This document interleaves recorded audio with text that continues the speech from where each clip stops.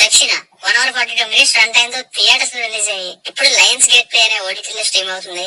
ఇక చూసాక నాకైతే ఏం నచ్చలేదండి. ఎమోషనల్ డెప్త్ లేని ఒక ఫోర్ఫెడ్ సైకో థ్రిల్లర్ లా అనిపించింది.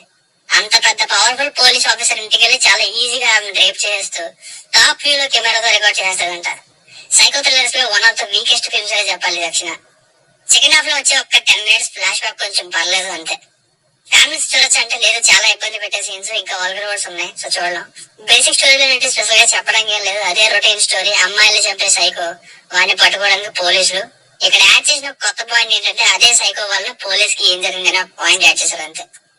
ఎగ్జిక్యూషన్ అయితే మహా బోరింగ్ గా లేజీ ఫీల్ తెప్పించింది. అసలు థ్రిల్లింగ్ అని అనిపించలేదు, భయం అస్సలు వేయలేదు. అసలు సీసీ కెమెరాలు ఏం చేస్తున్నాయి అంత జరుగుతుంటే కనీసం చంపేటప్పుడు అరుపులు వినపడకుండా నోటికి ప్లాస్టర్ అయినా వేయరు.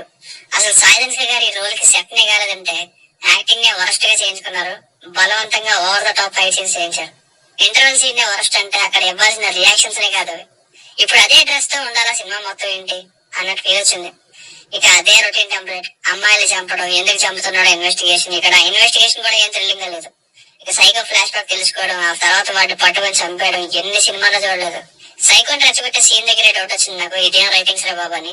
ఇక ఎంత తక్కువ మాట్లాడితే అంత మంచిది. సో ఫైనల్ గా మూవీ వర్డిక్ట్ ఏంటంటే కాస్త కోస్త సెకండ్ హాఫ్ లోనే ఆ 10 నిమిషాల ఫ్లాష్ బ్యాక్ ఇంకా సినిమాటోగ్రఫీ ఈ రెండు బాగున్నాయి అంతే. మిగతా సినిమా నాకైతే ఏం నచ్చలేదు. Routine stuff with week execution. Rating వచ్చేసి ఇది నా ఒపీనియన్ 2/5.